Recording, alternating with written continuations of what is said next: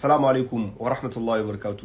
Sako na gaggawa daga fadar shugaban kasa da kuma gwamnatin CNSP da bakin Hajiya mai amsa Fond de Solidarité mu saurara tare. Shugaban kasa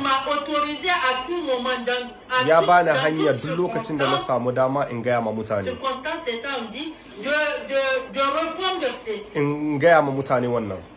En tout cas, moi, en tant que président. En tout cas, ni a matsayina na shugaban kasa.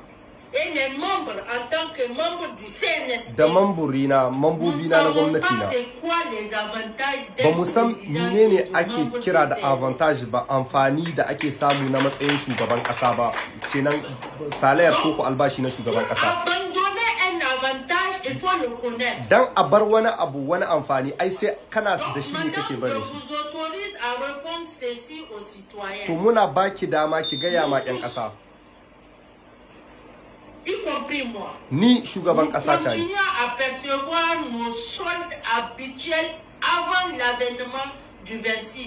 Ni shugaban ƙasa ta ne da abokan tafiya ta gwamnati na. Muna amfani ne da salayarkinmu albashinmu na matsayina na janar da dukkan abokan aiki na. Albashinsu ne suke ɗoka ba albashi ba na matsayi ba. Ya ce inda akwai albashin shugaban kasar da yake duka sai shi ce in to nan bari shi rage. Ya ce to tun da ya hau shi bai taba doka albashi na matsayin shi na shugaban kasa ba, albashin shi na janar na soja ne yake doka. Akwai wani lokaci da sun ka haɗu suna cin abinci. Ya ce aka ce mata kin ga wanga abincin da muke ci mu ne tsakanin mu mambobi muka tara kuɗi muka yi shi. Kuma su kansu mambobin CNSP daga gwamnoni da ne su ma sun bada miliyan 20 cikin albashinsu bisa kai da taimako da aka yi na ƙasa wanda take amsa.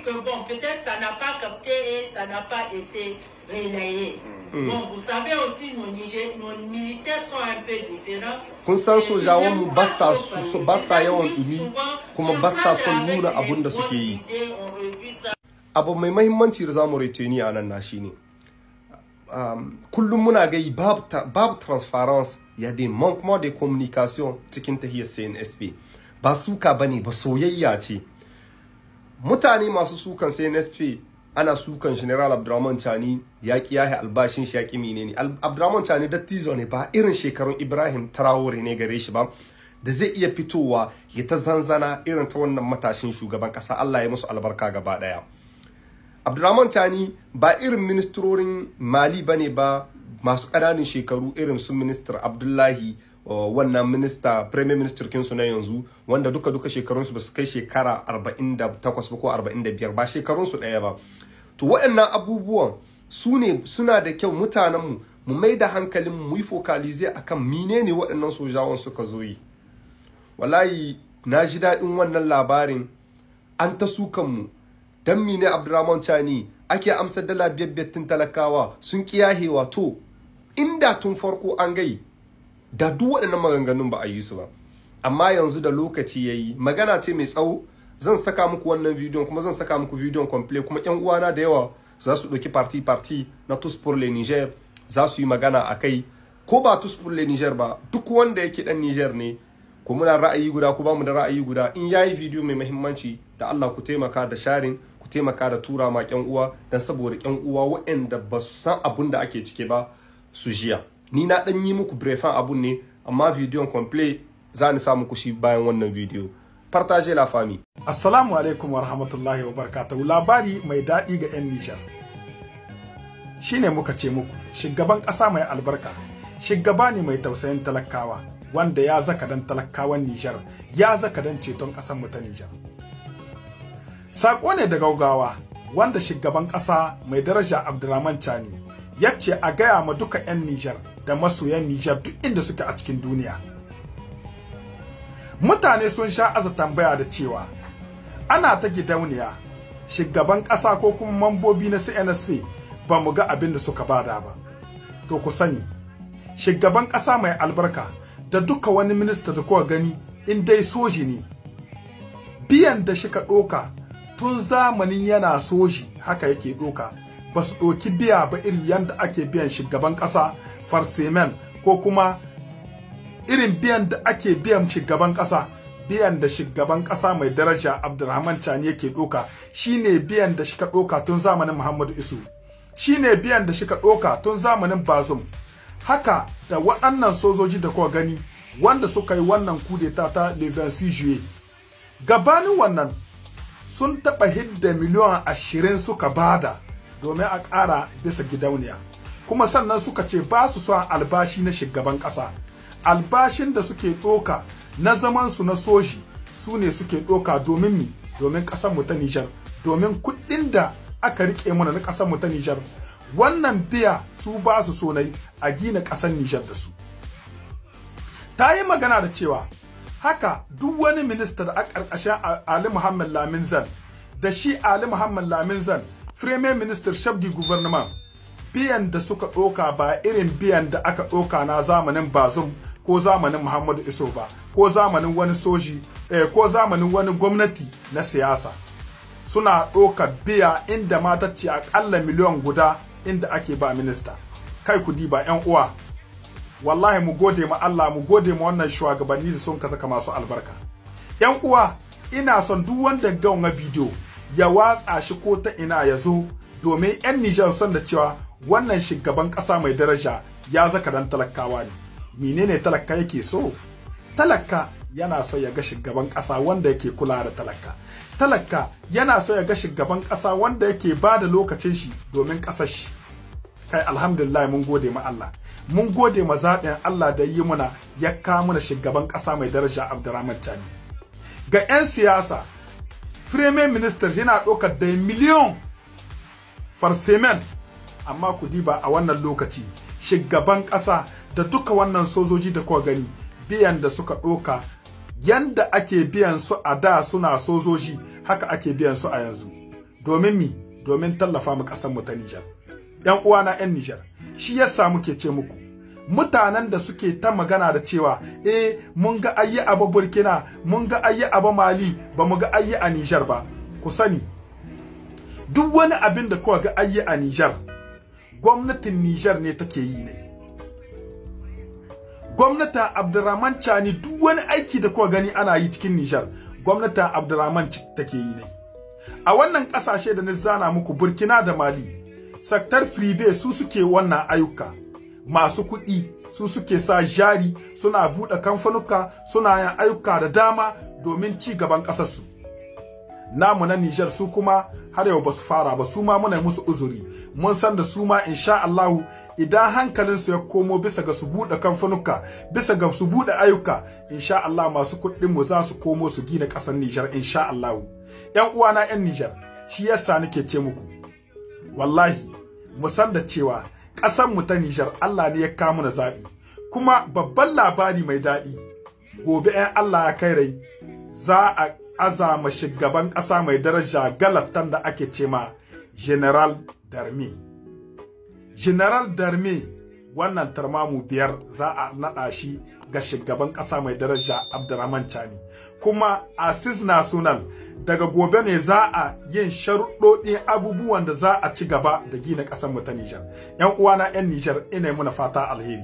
Jinjina ta musamman ga malumman mu na Nijar waɗanda suke ta addu'a da sauke Alƙur'ani domin ƙasar mu ta Nijar. Jinjina ta musamman ga 'yan gwagwarmaya 'yan Nijar duk inda muke. Ina muna jinjina domin sensibilisation inda ake yi na waye kan ga 'yan uwa. Ina jinjina ta musamman ga shugaban ƙasa mai adalci da Premier Minister Shabdi Gouvernement Ali Muhammad Lamin Zan da duka mambobi na CNSP da FDS kinmu da duka 'yan Nijar duk inda muke baki ɗaya. Ina muna jinjina. Allah subhanahu wa ta'ala, Allah ya ɗaukaka darajar Nijar, Allah ya bar mu tare 'yan uwa. Ina muna fata alheri. Et les membres du gouvernement.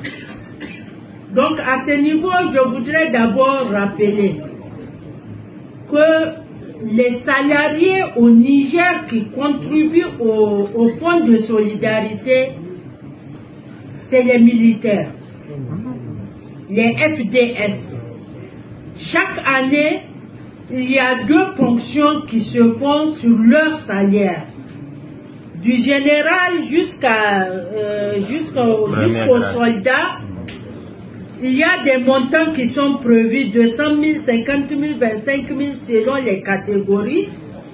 Et je peux vous dire que quand on regarde les ressources du fonds, presque à 30%, ça vient de leur prélèvement, des prélèvements sur leur salaire.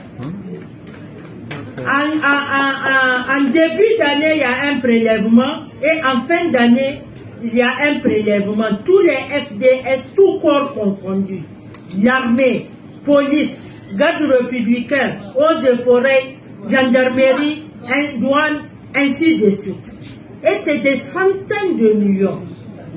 Si je fais le cumul, en tout cas, c'est plus de 600 millions qui sont arrivés au fonds de solidarité via leur contribution. Maintenant, je reviens au CNSP.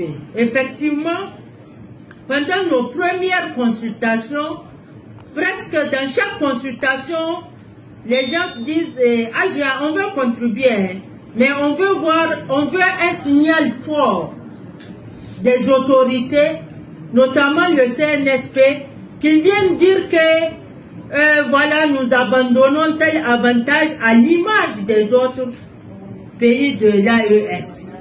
Et donc, comme nous travaillons directement sous leur supervision et contrôle, à l'occasion des comptes rendus, nous avons fait ce compte rendu.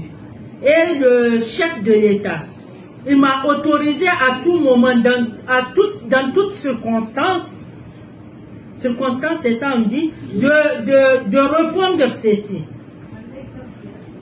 En tout cas, moi, en tant que président du CNSP, chef de l'État, et les membres, en tant que membres du CNSP, nous ne savons pas c'est quoi les avantages d'un président et de membres du CNSP. Donc, pour abandonner un avantage, il faut le connaître.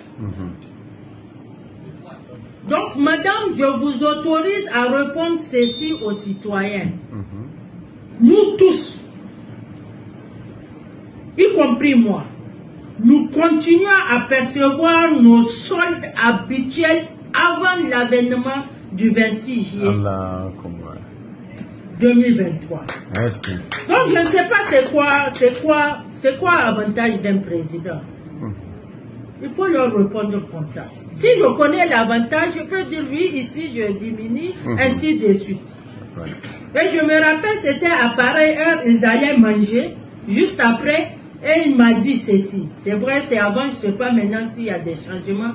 Vous voyez, madame, le repas que nous allons manger là, nous avons cotisé pour le faire. Donc, il est important que les citoyens sachent ça. Mais il m'a dit, mais quand même, en termes de contribution, voilà, 20 millions, c'est pour nous. Et on a pris le SP, quand il est venu donner la contribution du CNSP, effectivement, il a dit tout ça. Mais nous avons compris que, bon, peut-être ça n'a pas capté et ça n'a pas été relayé. Bon, vous savez aussi, nos militaires sont un peu différents. Ils n'aiment pas trop parler. Ils aiment juste souvent surprendre avec les bonnes idées. On réduit ça. Mais ils ne sont pas trop dans le one-man show. Voilà. Donc, voilà ce que je peux vous donner comme réponse. Maintenant, je peux poursuivre jusqu'au ministre. Les ministres du CNSP, de ce gouvernement de Lamine Zen, ne reçoivent pas les mêmes salaires que les ministres d'avant l'événement le 26 juillet. Pas du tout. Il y a au moins d'1 million qui ne reçoivent pas, parce qu'il y a toute une historique derrière ce que percevaient les ministres du deuxième mandat de l'ancien président. Voilà, de Bazoum, voilà, de la Renaissance, voilà. Donc, c'est différent, mais tout de même, dans nos nouvelles investigations, ils ont prévu quand même, ça fait partie des propositions qu'on doit soumettre, ils ont prévu des portions sur leur salaire, y compris les membres du CNSP, et au moment opportun, nous allons vous annoncer ça. Mais ce qui est important à savoir, il n'y a pas d'avantage qui est là à céder, parce qu'ils ne les perçoivent pas. Malheureusement, les gens...